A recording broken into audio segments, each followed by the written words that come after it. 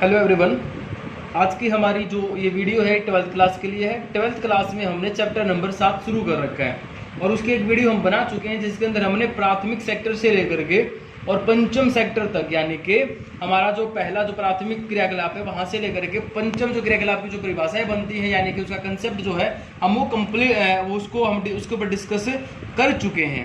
ठीक है, तो आज हम इसको आगे बढ़ाते हैं इस चैप्टर को और तर्तीय क्रियाओं के बारे में यहाँ पर हम जानेंगे और उसके साथ में हम यहाँ पर जो है इसके प्रकारों को जानेंगे। मैं आशा करता हूं कि आप सब ठीक होंगे। तो आइए चलिए अपना टॉपिक शुरू करते हैं। तो देखिए भाई, तर्तीय क्रियाएं, मैं दोबारा एक बार रिपीट कर देता हूं। तर्तीय क्रियाओं का मतलब होता है सेवा क्षेत्र। ठीक है, वैसे अगर आप लोगों ने वो वीडियो नहीं देखी है तो पहले वो वीडियो देखिए, उसके अंदर आप लोगों का जो डाउट है वो जो है वो क्लियर हो जाएगा। तर्तीय क्रियाकलाप का मतलब होता है सेवा क्षेत्र। सेवा क्षेत्र में मैंने आप लोगों को बताया था कि हम सेवाओं के बदले में भुगतान करते हैं, यानी कि कोई शुल्क जो होता है उसको अदा करते हैं और शुल्क अदा करने के बाद हमें सेवाएं जो है, सर्विस जो है वो मिलती हैं। ठीक है, वो सर्विसेज हमें प्रोवाइड होनी शुरू हो जाती हैं। ठीक है, उनको हम क्या बोलते हैं, तर्तीय क्रियाएं कहा जाता है। इसके अंदर क्या क्या आता है, तो इसके अंदर देखिए जैसे डॉक्टर है, ठीक है, वकील है, अध्यापक है एक, ठीक है, या प्लम्बर है जो प्लम्बर का काम करता है, जो आपके पानी की फिटिंग पर का काम करता है, इलेक्ट्रीशियन है, वो सारे के सारे इसके अंदर शामिल होते हैं। यानी कि वो क्या करते हैं, वो अपनी कुशलता के आधार पर, अपने अनुभव के आधार पर और अपनी बुद्धि के आधार पर उस कार्य को संपन्न करते हैं जिसके लिए आपने उनको भुगतान किया है भाई। ठीक है, ये तर्तीय जो क्रियाएं होती हैं ये क्या होती हैं, ये करती हैं, इनके अंदर देखिए, इनके अंदर मैंने बताया था जो आप लोगों को जो उत्पादन होता है ना, वो उत्पादन मूर्त नहीं होता है, जैसे कि द्वितीय क्रियाकलाप में होता है, यानी कि उसके प्रोडक्ट को हम छू सकते हैं, उसको आसानी से हम टच कर सकते हैं। लेकिन यहाँ पर क्या है, यहाँ पर जो उत्पादन होता है वो अमूर्त, उसको हम छू नहीं सकते, बस हम वो हमारा कार्य हो जाता है, लेकिन यहाँ पर उत्पादन होता है। ठीक है, यहाँ पर जो है कहता है उत्पादन और विनिमय दोनों होते हैं। ठीक है, अब उत्पादन किस चीज का होता है, तो यहाँ पर उत्पादन होता है सेवाओं का उत्पादन होता है भाई। ठीक है, हमें सेवाएं जो है उपलब्ध होती हैं, सेवाएं प्राप्त होती हैं। ठीक है, तर्तीय क्रियाओं में क्या होता है, हमें सेवाएं उपलब्ध होती है, सेवाएं प्राप्त होती हैं। और विनिमय के अंदर क्या होता है, विनिमय के अंदर होता है जैसे परिवहन है, ठीक है, इनके बदले में हम भुगतान करते हैं और हमें ये सुविधाएं प्राप्त होती हैं। संचार है, व्यापार की सुविधा है, वो सारी की सारी विनिमय के अंदर शामिल होती है। ठीक है, तो ये था इसका एक छोटा सा हम डेफिनेशन बोल सकते हैं या एक छोटा सा इसके ऊपर डिस्कशन, ठीक, इंट्रोडक्शन लिख लीजिए इसको। ये जो है विकसित देशों के अंदर ज्यादा होती हैं तर्तीय क्रियाएं। जब कोई देश से तर्तीय क्रियाओं की तरफ, उस देश में तर्तीय क्रियाएं ज्यादा होती हैं तो वो देश जो है वो विकसित देश से होता है। ठीक है, ये बात हम पहले भी पढ़ चुके हैं। तो आइए अब आगे बात करते हैं और आगे आता है इनके प्रकार, तर्तीय की क्रियाओं के प्रकार पर आते हैं हम। ठीक है, तर्तीय क्रियाओं को है ना भाई, उनके पारिश्रमिक वेतन के हिसाब से भी मापा जाता है। ये नहीं मापा जाता कि इसमें कार्य कितना हुआ, बल्कि यहाँ पर वेतन के हिसाब से मापा जाता है कि काम के बदले में कितना वेतन दिया गया। जितना ज्यादा वेतन दिया गया, यानी कि वो सेवा जो है, वो हमें जो सर्विस मिली है वो एक टॉप लेवल की है। ठीक है, एक मैंने बड़े स्तर पर सेवा को प्राप्त किया है। प्रकार में क्या है, तर्तीय क्रियाकलाप के जो प्रकार है उसमें इन्होंने इसके 4 प्रकार बनाए हैं। नंबर 1 व्यापार और वाणिज्य। ठीक है, व्यापार और वाणिज्य भाई। दूसरा आता है इसके अंदर परिवहन। ठीक है, तीसरा है संचार और चौथा है भाई सेवाएं। ठीक है, इस वीडियो में हम व्यापार और वाणिज्य के बारे में पढ़ेंगे, इनके ऊपर अलग से वीडियो बना दी जाएंगी। तो सबसे पहले बात करते हैं व्यापार और वाणिज्य की। व्यापार और वाणिज्य होता क्या है, देखिए भाई, किसी भी क्षेत्र के अंदर उत्पादित होने वाली जो वस्तु होती है ना, उत्पादित का मतलब होता है जो प्रोडक्शन हुई है किसी भी उद्योग के अंदर, कहीं पर भी जो वस्तु बनी है, जो प्रोडक्शन हुई है, उस वस्तु का खरीदना और बेचना, खरीदना और बेचना व्यापार कहलाता है। खरीदना और बेचना जो होता है व्यापार, खरीदना होता है क्रय और बेचना होता है विक्रय। ठीक है, खरीदना और बेचना क्या कहलाता है, व्यापार कहलाता है। ठीक है, और वाणिज्य का मतलब इसमें होता है कि जो इस उसके बदले में जो मुद्राओं का जो लेन देन हुआ है, ठीक है, उसको हम वाणिज्यिक शेष यहाँ पर समझेंगे। अब बात करें कि व्यापार और जो वाणिज्य होता है ना, इनका एक ही उद्देश्य होता है। अगर इनका उद्देश्य पूछे तो इनका जो उद्देश्य होता है वो एक ही होता है, और वो उद्देश्य होता है लाभ कमाना, ठीक है, अधिक से अधिक लाभ कमाना। आप लोगों ने देखा भी होगा, कोई सामान बेचने वाला, खरीदने वाला जो भी होता है, वो अपना लाभ देखता है, ठीक है ना। बिना लाभ के कोई भी व्यापारी किसी प्रकार का कोई व्यापार नहीं करता है, ठीक है। तो यहाँ पर उद्देश्य क्या होता है? लाभ कमाना इसका उद्देश्य होता है। चाहे फिर वो है एक फुटकर व्यापार क्यों ना हो, यानी कि छोटे लेवल पर व्यापार क्यों ना हो, एक छोटा दुकानदार क्यों ना हो, या फिर थोक विक्रेता क्यों ना हो, या फिर हम बोले थोक व्यापार, दोनों का उद्देश्य क्या होता है? लाभ कमाना होता है। आपके घर के बाहर एक छोटी सी रेहड़ी के अंदर जो सामान लेकर के आए ना, वो भी यही सोचता है कि मैं अधिक से अधिक यहाँ पर लाभ कमा करके लेकर के जाऊं। और जब आप बड़े शहर में जाकर के जो थोक में जो सामान खरीदते हैं, उसके अंदर भी वो भी चाहता है व्यापारी भी कि मुझे यहाँ पर भी लाभ हो, और आप भी सोचते हैं, इसी उद्देश्य से आप गए हैं कि वहां पर हम थोक के से सामान लेंगे तो हमें क्या होगा? लाभ प्राप्त होगा भाई, ठीक है। अब यहाँ पर क्या होता है कि व्यापार और जो वाणिज्य का जो कार्य होता है ना भाई, वो उसका जो काम होता है वो नगरों के अंदर या कस्बों में किया जाता है। नगरों और कस्बों में होता है तो वो क्या बन जाते हैं? वो व्यापार के केंद्र बन जाते हैं। क्या बन जाते हैं? व्यापार के केंद्र। उनको हम क्या बोलेंगे? उन केंद्रों को बोलेंगे व्यापारिक केंद्र बोलेंगे भाई। क्या बोलेंगे? व्यापारिक केंद्र बोलेंगे, ठीक है। ये व्यापारिक जो केंद्र होते हैं, ये किसी भी चीज के संग्रहण बिंदु भी होते हैं। संग्रहण का मतलब वहां पर इकट्ठे किए जाते हैं, और वहां के वितरण बिंदु भी होते हैं। वितरण का मतलब किसी दूसरे क्षेत्र में वहां पर भेजा जाता है। एक मार्केट है, ठीक है, एक केंद्र है, वहां पर बनने वाली चीजें वहां पर इकट्ठी की गई है, और वहीं से फिर अलग अलग क्षेत्रों के अंदर अलग अलग लोगों को वो फिर वितरित यानी कि डिस्ट्रीब्यूट कर दी जाती है, ताकि वो प्रत्येक व्यक्ति तक आसानी से पहुंच सके, ठीक है।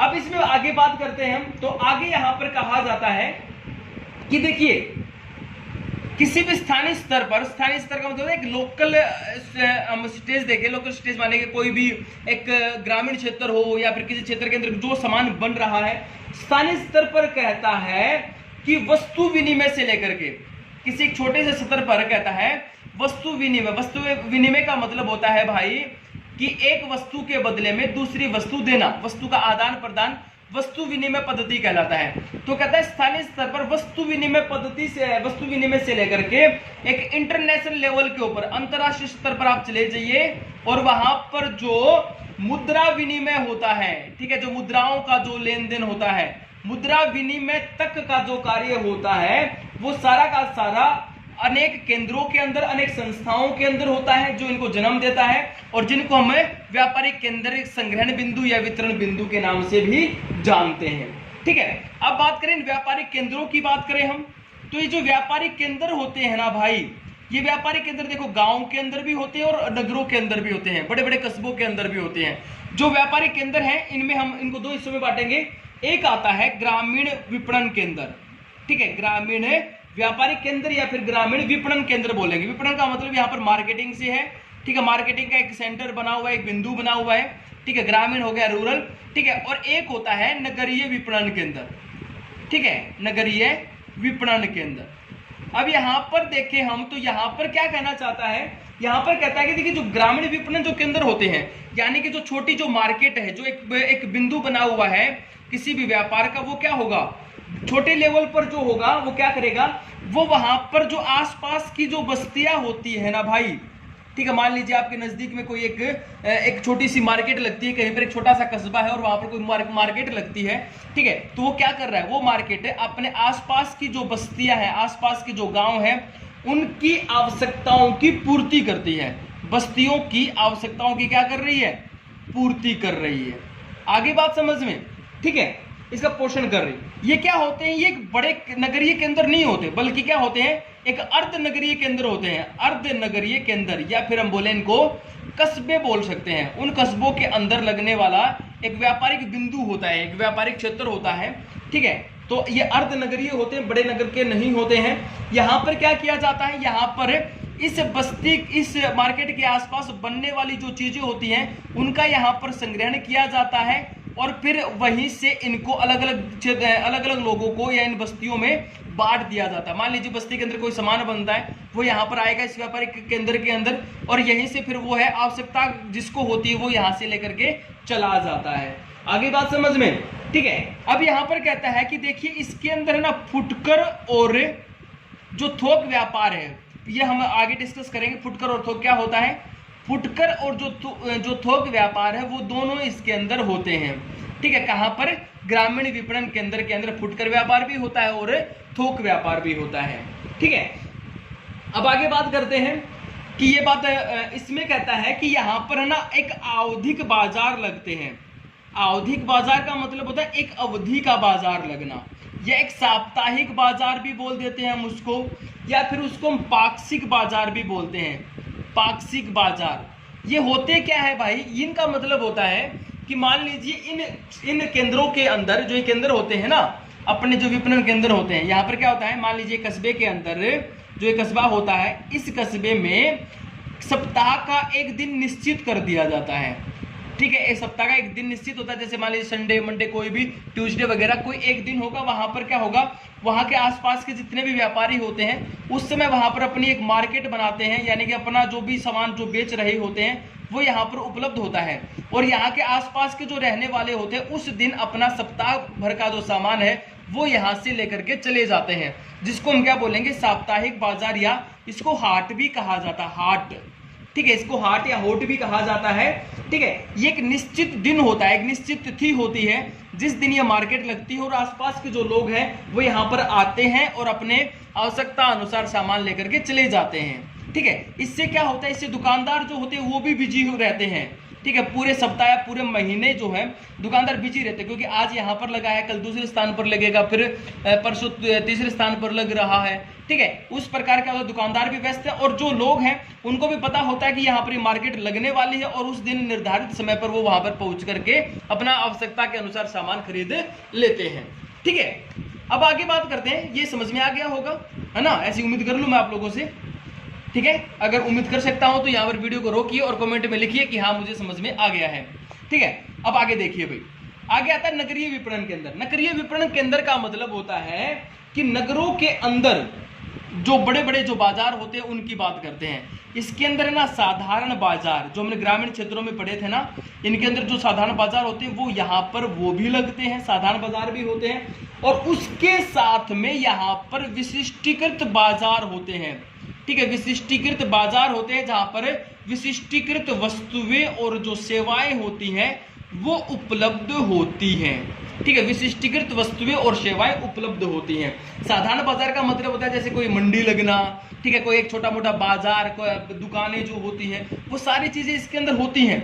लेकिन विशिष्टीकृत का मतलब यहाँ पर पता है मैं आप लोगों को क्या बता रहा हूँ, विशिष्टी का मतलब देखा होगा आप लोगों ने कि एक हर शहर के अंदर, आपके नजदीक में जो शहर है उस शहर के अंदर जब आप जाते होंगे तो वहां पर बताया जाता है कि ये क्या है, ये इसको हम बोलेंगे जैसे काठ मंडी है, लकड़ी का सामान जहां पर मिलता है उसको हम बोलेंगे काठ मंडी है, ठीक है। ज्वेलरी का सामान मिल रहा है उसको बोलते हैं सर्राफा बाजार, बोलते हैं कि ये सर्राफा बाजार है, ठीक है। उसके साथ में लो मंडी हो सकती है, इलेक्ट्रिशियन मार्केट हो सकती है, इलेक्ट्रिशियन बाजार हो सकता है, ठीक है। बिजली का सामान जहां पर मिल रहा होता है सारा का सारा, ठीक है।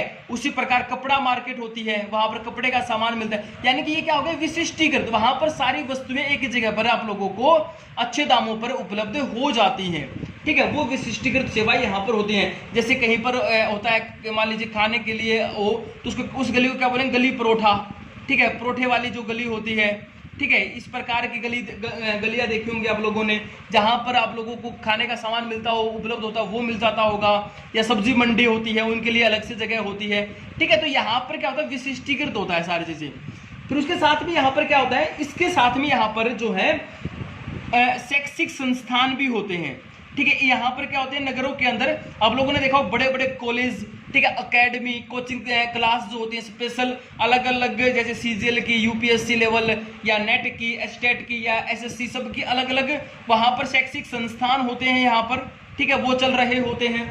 साथ में यहाँ पर व्यवसायिक जो उच्च स्तरीय जो शिक्षा मिलती है वो भी होती है, या जो उच्च स्तरीय जो सेवाएं होती है, जैसे मल्टी स्पेशलिस्ट जो हॉस्पिटल होते हैं, जो डॉक्टर होते हैं वो मिलते हैं। डॉक्टरों में भी आपने देखा होगा कि ये हड्डियों का डॉक्टर है, ठीक है, अगर लीवर की प्रॉब्लम है तो आप इसके पास जाइए, किडनी की प्रॉब्लम है तो आप इसके पास जाइए। यानी कि हर चीज का क्या है, यहाँ पर एक विशिष्ट बाजार उपलब्ध है। ठीक है, नगरीय विपणन केंद्र एक बड़ा बाजार होता है जहां पर साधारण बाजार से लेकर के विशिष्टीकृत वस्तुएं और सेवाएं उपलब्ध होती है। यहाँ पर हर चीज जो है वो एक विशिष्ट मिलती है। ठीक है, एक स्पेशल एक कुशल व्यक्ति यहाँ पर आप लोगों को उपलब्ध होगा। जैसे कंप्यूटर खराब हो गया तो कंप्यूटर का विशेषज्ञ मिलेगा आप लोगों को। ठीक है, यहाँ पर हाईकोर्ट के वकील मिल जाते हैं, संगीतकार मिल जाते हैं। ठीक है, तो यहाँ पर सारी सुविधाएं जो होती हैं वो उपलब्ध होती हैं। लेकिन ग्रामीण जो विपणन केंद्र होते हैं वहां पर ये विशिष्टीकृत वस्तुएं और सेवाएं नहीं मिलती, बल्कि एक बाजार होता है जहां पर एक कॉमन सी जो वस्तुएं होती है वो यहाँ पर उपलब्ध हो जाती हैं। ठीक है, तो यहाँ पर एक छोटा सा टॉपिक और बचता है अपना, वो देख लेते हैं व्यापार और वाणिज्य से संबंधित, और उसका नाम है भाई अपना फुटकर और थोक व्यापार। ठीक है, यहां पर मैं आप लोगों को एक लाइन में बताना चाहता हूं ताकि स्टार्टिंग में आप लोग जो है इनके बीच में अंतर समझ जाएं। भाई फुटकर और थोक, देखिए आपके गांव के अंदर जो परचून की दुकान है, ठीक है, वो फुटकर के अंदर आती है। या फिर कोई रेहड़ी वाला किसी चौक में या किसी चौराहे के ऊपर खड़ा है, या फिर घर घर जाकर, घर के बाहर जाकर के वो आप लोगों को सामान दे रहा है। आपके बाहर सब्जी वाला खड़ा है, या कोई चूड़ी बेचने वाला आया है, कोई प्लास्टिक का सामान बेच रहा है, रेहड़ी के लेकर के आया हुआ है। ठीक है, वो सारे के सारे किसके अंदर आते हैं, वो सारे आते हैं भाई इसमें फुटकर व्यापार में होते हैं। ठीक है, इनको हम क्या बोलते हैं, फुटकर व्यापार बोलते हैं। ये क्या करते हैं, ये जो होते हैं ये उपभोक्ता तक डायरेक्ट वस्तु पहुंचाते हैं। उपभोक्ता कौन होता है, जो वस्तु का प्रयोग करने वाला होता है। फुटकर व्यापार में क्या होता है, वो उपभोक्ता तक डायरेक्ट वस्तु पहुंचाते हैं। अब देखिए पार्ले जी है, पार्ले जी वाले जो जहां पर प्रोडक्शन होता है, क्या वो खुद आते हैं आप लोगों को पार्ले जी का बिस्किट देने के लिए? नहीं। आप कहां से लेकर के आते हैं, आप लेकर के आते हैं किसी आपके नजदीक में जो दुकान है, जो एक छोटा जो फुटकर व्यापारी होता है वहां से लेकर के आते हैं बिस्किट वगैरह। ठीक है, तो जो सामान होता है उसमें हम क्या लिखेंगे, यहाँ पर उपभोक्ता डायरेक्ट लेकर के आता है, किसी वैन के माध्यम से या किसी गाड़ी के माध्यम से आप लोगों को मिलता है। इसमें होम डिलीवरी भी शामिल होती है। ठीक है, होम डिलीवरी वाला जो काम है वो भी इसके अंदर शामिल होता है भाई। ठीक है, क्या इंटरनेट शॉपिंग जो आप लोग करते हैं, ऑनलाइन शॉपिंग वाला जो है वो भी इसके के अंदर शामिल होता है, फुटकर व्यापार के अंदर। अब बात करते हैं थोक व्यापार। थोक व्यापारी होता है जो बड़े स्तर के ऊपर वस्तुओं को खरीदता है और बेचता है। बड़े स्तर पर व्यापारी होता है जो वस्तुओं को खरीदता और बेचता है। ये क्या करता है, ये जो है जहां पर प्रोडक्शन हो रही है ना, वहां से बड़े मात्रा में जो है सामान या वस्तु जो होती है उसको खरीदता है, और फिर बिचौलियों के माध्यम से, बिचौलिए होते हैं दलाल, यानी कि यहां पर हम उनको क्या बोलेंगे, यहां पर होता है कि जैसे कोई मोटरसाइकिल के ऊपर सामान लेकर के आता है, और कहां पर जाएगा, ये जो फुटकर व्यापारी जो होते हैं, परचून की जो दुकान वाले होते हैं, इनके ऊपर सप्लाई कर करके आते हैं। यानी कि जो थोक व्यापारी होते हैं इन बिचौलियों के माध्यम से इन दुकानदारों तक सामान को फिर पहुंचाते हैं, गाड़ियों के माध्यम से या फिर किसी भी प्रकार से जो ये व्यक्ति होते हैं इन थोक व्यापारियों से सामान लेते हैं और यहाँ पर इनको बेच करके आते हैं। ये जो फुटकर व्यापारी होते हैं, जो बिचौलिए होते हैं, ये अपना काम किस की पूंजी के ऊपर कर रहे हैं, ये कर रहे हैं थोक व्यापारी। थोक व्यापारी बड़े स्तर पर पूंजी लगाता है। ठीक है, और उसी पूंजी में उधार में सामान यहाँ पर देता है, और इसी पूंजी से यहाँ पर ये मार्केट चल रही होती है फुटकर वाली।